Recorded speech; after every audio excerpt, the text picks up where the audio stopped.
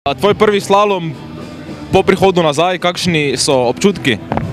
Jaz sem samo vožnjo kar zadovoljna, no, bom rekla, manjka tako kot tudi včeraj v veleslalomu, malce več te tekmovalnosti, napadalnosti, ampak nisem storila kakšne večje napake, ni me potegnilo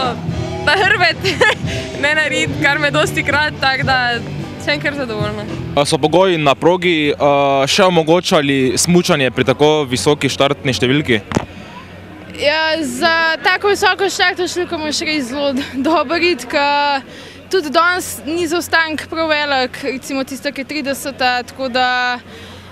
je bilo po eni strani težko, po drugi strani se je pa dalo, no, in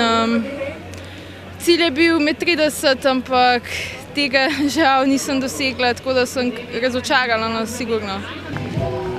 Ja, proga je bila v zelo dobrem stanju, no, glede na to, da je pred mano peljalo že veliko tekmovalk, so se tu in tam naredile samo kakšne smučine. Tako da ja,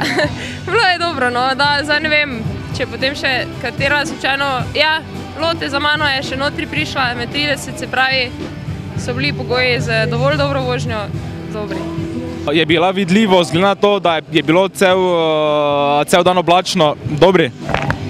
Ja, vidljivost je bila kar v redu, no, mene osebno ni kaj motilo. Ja, sigurno bi si želela končno enkrat odpeljati en tek v soncu, ker letos mi na slalomu to še ni uspelo, no, da bi v sončnem vremenu, razen, ja, mislim, no, v Espnu je bilo sonce, ampak, ne vem, na začetku tudi malo nisem vedela točno, kakšno barvo šipce naj izberem, da bom bolj videla, ampak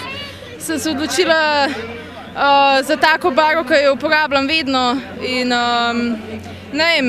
mislim, da ko si v štartni hiši, no, da na te stvari, te malenkosti pozabiš in da probaš čim bolj odpeljati, pa se čim bolj osredotočiti na smučanje.